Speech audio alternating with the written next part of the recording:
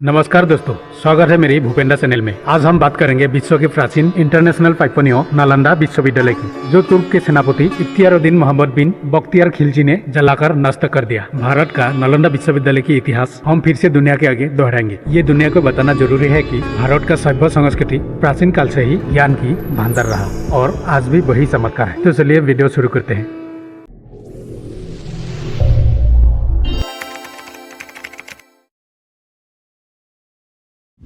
उत्तर पूर्व भारत के बिहार राज्य में स्थित नालंदा विश्वविद्यालय ये दुनिया का पहला आवासीय विश्वविद्यालय था, जिसकी स्थापना 427 ईस्वी में सम्राट कुमारगुप्त ने की थी। 12वीं शताब्दी के अंत तक निरंतर 800 से अधिक वर्षों तक ज्ञान के सुनियोजित प्रसार में लगा रहा और समृद्धिशाली रही। 13वीं शताब्दी ईस्वी तक एक मौत और एडुकेशनल स्थान के आर्कियोलॉजिकल अवशेषों को सहेजे हुए थे। नालंदा विश्वविद्यालय भारत के उपमहाद्वीप के सबसे प्राचीन विश्वविद्यालय के रूप में विद्यमान रहा। इस स्थल का ऐतिहासिक विकास बौद्ध संप्रदाय के एक धर्म के रूप में विकसित तथा मत संबंधी और शैक्षिक परंपराओं के प्रसार का प्रमाण है। इसमें 2000 शिक्षक और 10,000 छात्र थे। इस विद्यालय में भारत ही नहीं बल्कि दुनिया के कई देशों के छात्र यहाँ पढ़ने आते थे, जैसे कोरिया, जापान, चीन, Tibet, Indonesia, Iran, Greece, Mongolia और पूर्व एशिया जैसे कई देश शामिल है। नालंदा शब्द संस्कृत के 3 शब्दों से बना है, ना प्लस आलम प्लस दा। इसका अर्थ है ज्ञान रूपी उपहार पर कोई प्रतिबंध न रखना। इस विश्वविद्यालय के एडमिशन बिल्कुल फ्री ऑफ कॉस्ट था। विद्यालय के भरपाई वहाँ के आसपास के गांव वालों ने सारे खर्चा का जिम्मेदार रहा करता था, जिससे सरकार के पास कोई हक नहीं होता। इस विश्वविद्यालय को बनाने का उद्देश्य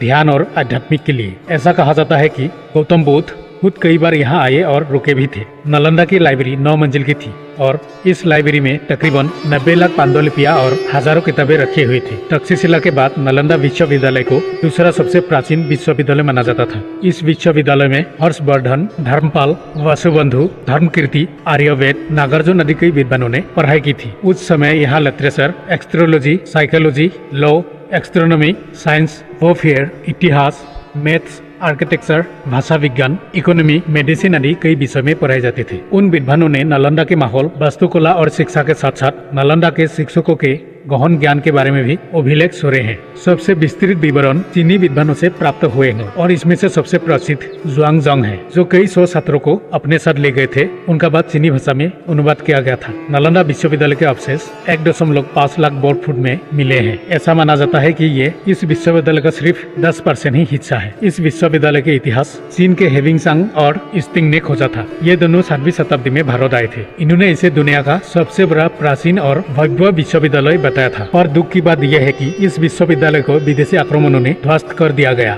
नालंदा को विदेशी आक्रमणों ने कई बार नष्ट करने की कोशिश की, लेकिन 2 बार पुनर्निर्मित किया गया था और 1193 में तुर्की सेनापति ने तीसरा बार विनाशकारी हमला कर दिया। उस वक्त भारत पर सेनापति इख्तियारुद्दीन मोहम्मद बिन बख्तियार खिलजी के ही राज था। उत्तर भारत में बौद्ध द्वारा स्थापित कुछ क्षेत्रों पर उन्होंने कब्जा कर लिया था, लेकिन एक बार सेनापति ने काफी बीमार पड़ा। उन्होंने अपने हकीम से काफी इलाज करवाया, मगर वो ठीक नहीं हो सका और मृत्यु के सन्निकट स्थिति में पहुंच गया। तभी किसी ने उसको सलाह दी कि वो नालंदा विश्वविद्यालय के आयुर्वेद विभाग के प्रमुख आचार्य राहुल भद्र को दिखाए। परंतु खिलजी नहीं मानते थे कि हकीम के अलावा भारतीय वैद्य में ज्यादा ज्ञान और सक्षम है, लेकिन अपना जान बचाने के लिए आयुर्वेद विभाग के प्रमुख आचार्य को बुलाना पड़ा। फिर खिलजी ने वेदराज के सामने अजीब सी शर्त रखी और कहा कि मैं उनके द्वारा दी गई किसी प्रकार की दवा नहीं खाऊंगा, बिना दवा के वो उसे ठीक करे। वेदराज ने सोचकर उसकी शर्त मान ली और कुछ दिनों के बाद वो खिलजी के पास कुरान लेके पहुंचा और कहा कि इस कुरान की पृष्ठ संख्या इतने से इतने तक पढ़ लीजिए, ठीक हो जाएंगे। बख्तियार खिलजी ने वेदराज के बताए अनुसार कुरान को पढ़ा और उसके स्वास्थ्य पूरी तरह से ठीक हो गया। ऐसा कहा जाता है कि श्री भद्र ने कुरान के कुछ पन्नों पर एक दवा का लेप लगा दिया था। वो थूक के साथ उन पन्नों को पढ़ता गया और ठीक होते चला गया। खिलजी इस तथ्य से परेशान होने लगा कि एक भारतीय विद्वान और शिक्षक, उनके हकीम से कई ज्यादा ज्ञान था, तो उनसे नालंदा भ्रमण की इच्छा जताई। लेकिन खिलजी का मनसा कुछ और ही था।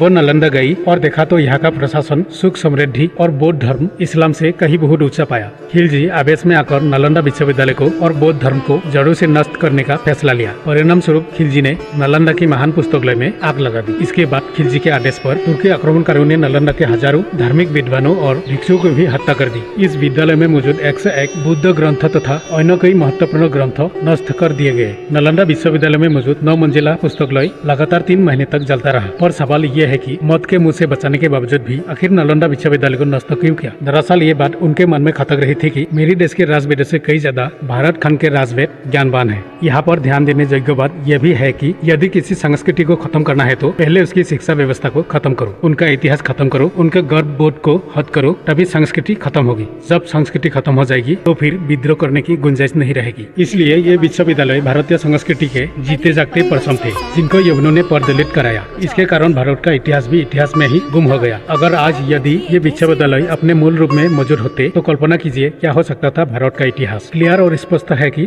भारत दुनिया में सबसे ज्यादा शक्तिशाली और ज्ञान विज्ञान की भंडार होता है, इसमें कोई दाव नहीं। आज इनके कुछ बचे हुए बिखरे हुए ज्ञान के कुछ अंश यूरोप वासियों ने अपने यहाँ ले जाकर यूरोप का पुनर्जागरण करवाया। सोचो यदि पूर्ण स्वरूप में होते तो भारत कहाँ से कहाँ पहुँच जाता। नालंदा विश्वविद्यालय को पुनर्जीवित करने का विचार 2007 में दूसरे पूर्व एशिया शिखर सम्मेलन में 16 सदस्यों देशों द्वारा समर्थन किया गया था। 2009 में चौथे पूर्व एशिया शिखर सम्मेलन के दौरान ऑस्ट्रेलिया, चीन, कोरिया, सिंगापुर और जापान सहित आसियान के सदस्य देशों ने समर्थन का वादा किया। बिहार की राज्य सरकार ने अपने नए परिसर के लिए स्थानीय लोगों से प्राप्त भूमि विश्वविद्यालय को सौंप दी और केंद्र सरकार परियोजना के लिए प्राप्त धन अर्पित किया। इस विश्वविद्यालय को पुनरुद्धार के लिए 2006 को भारत के पूर्व राष्ट्रपति APJ अब्दुल कलाम ने बिहार विधानमंडल के संयुक्त सत्र को संबोधित करते हुए इस विचार का प्रस्ताव रखा। 2007 में बिहार विधानसभा ने एक नई विश्वविद्यालय निर्माण के लिए एक विधेयक पारित किया। प्रधानमंत्री नरेंद्र मोदी जी ने 19 जून को बिहार के राजगीर में नालंदा के प्राचीन खंडहर स्थल के निकट एक अंतर्राष्ट्रीय विश्वविद्यालय नालंदा विश्वविद्यालय के नए परिसर का उद्घाटन किया। इसमें विदेश मंत्री S जयशंकर और विदेशों के 17 राजदूतों ने इस कार्यक्रम में भाग लिया। नालंदा को भारत की एकेडमिक हेरिटेज और जीवन सांस्कृतिक आदान प्रदान का प्रतीक बताते हुए श्री मोदी जी ने कहा, नालंदा इस सत्य की घटना है कि किताबें आग की लपेट में जल सकती है, लेकिन आग की लपेट में ज्ञान को नष्ट नहीं कर सकती। नालंदा एक पहचान, सम्मान और गौरव है। भारत सरकार ने इस विश्वविद्यालय को राष्ट्रीय महत्व के एक अंतर्राष्ट्रीय स्थान और